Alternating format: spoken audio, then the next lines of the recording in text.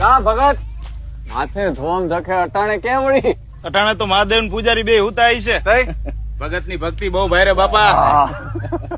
ડાયરાને કઈ ખબર નથી લાગતી કા હશે વાલા હંધુઈ જાયણાનું તો દગ છે.